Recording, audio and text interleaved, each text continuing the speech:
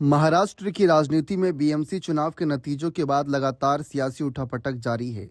इस बीच खबर सामने आती है कि शिवसेना यूबीटी के नेता संजय राउत ने शनिवार को दावा किया कि राष्ट्रवादी कांग्रेस पार्टी एनसीपी के दोनों गुट एक साथ आएंगे और महाराष्ट्र के उप मुख्यमंत्री अजित पवार महाविकास अघाड़ी में लौटेंगे, क्योंकि उनका दिल अपने परिवार के साथ है। राउत ने पत्रकारों से बातचीत करते हुए दावा किया कि सत्तारूढ़ एनसीपी का शरद पवार के नेतृत्व वाली एनसीपी में विलय हो गया, क्योंकि दोनों पार्टियां राज्य में आगामी जिला परिषद और पंचायत समिति चुनावों में घड़ी के चुनाव चिन्ह पर चुनाव लड़ रही है। इस बीच दावा तो सिर्फ अजीत और शरद को लेकर था, लेकिन शिंदे को लेकर भी चर्चाएं आम हो गई।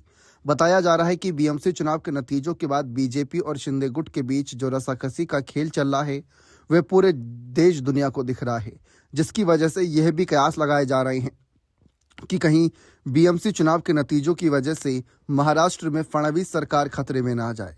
जी हां, आप सभी को बता दें कि महाराष्ट्र में जो चुनावी आंकड़े देखने को मिलते हैं उसमें साफ नजर आता है कि सरकार चलाने के लिए 288 विधायकों की आवश्यकता, यहां पर कह सकते हैं 288 में से 145 विधायकों की आवश्यकता पड़।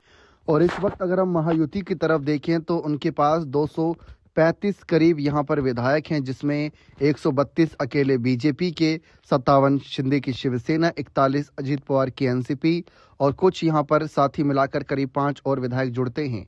वहीं महाविकास अघाड़ी के पास महज 50 विधायक हैं।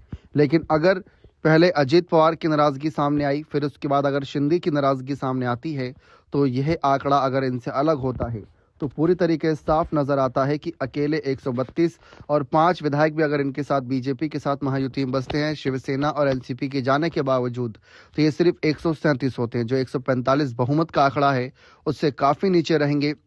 और ऐसे में महाराष्ट्र की सियासत में खेला हो सकता है। फिलहाल अभी चर्चा इस बात की हो रही है कि कहीं बीएमसी चुनाव पूरा खेला ना पलट दे, क्योंकि शिंदे गुट की जो मांग है उसको बीजेपी स्वीकार करती है या नहीं, इस पर भी चर्चा हो रही है। क्योंकि संजय राउत लगातार बयानबाजी कर रहे हैं, अंदर खाने की बातें बता पद को लेकर जिस तरीके से यहाँ पर रस्साकसी का खेल चल रहा है उसमें बीजेपी से नाराज है। उन्होंने कहा कि दिल्ली का केंद्रीय नेतृत्व झुकने को तैयार नहीं, लेकिन जिस तरीके से इन्होंने महाराष्ट्र की मुख्यमंत्री कुर्सी अपने हाथ से जाने दी थी, क्या महापौर का पद भी जाने देंगे? ये देखना दिलचस्प रहेगा। बने रहें चैनल के साथ। बहुत बहुत शुक्रिया।